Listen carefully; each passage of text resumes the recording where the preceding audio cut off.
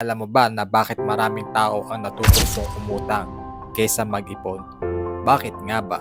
Simple lang, kasi ang utang ay may instant gratification. Ang saya ng may bagong cellphone, bagong damit o bagong kotse kahit hindi pa natin kaya. Pero ang totoo, ang lahat ng yan ay may kabayaran. May panahon sa buhay ko, naisip ko, bakit nga ba kailangan mag-ipon? Kung pwede namang umutang, kung kaya ko namang bayaran sa hinaharap, bakit hindi ngayon kukunin?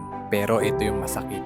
Dumating yung panahon na halos buong sahod ko ay pambayad na lang ng interes. Ang utang tila alon na unti-unting nilulunod ang pangarap ko. Alam mo ba ang masakit na katotohanan? Hindi utang ang solusyon, kundi ang pag-iipon.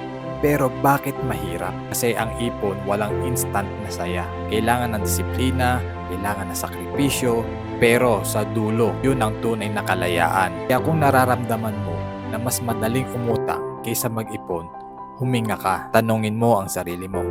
Gusto mo bang magmukhang okay ngayon? O kaya mo bang tiisin ang simpleng buhay ngayon para sa kalayaang pinansyal sa hinaharap? Kapatid, hindi pa huli ang lahat. Mag-umpisa ka na ngayon, kahit 50 pesos isang araw lang. Unahin mo ang ipon bago ang utang.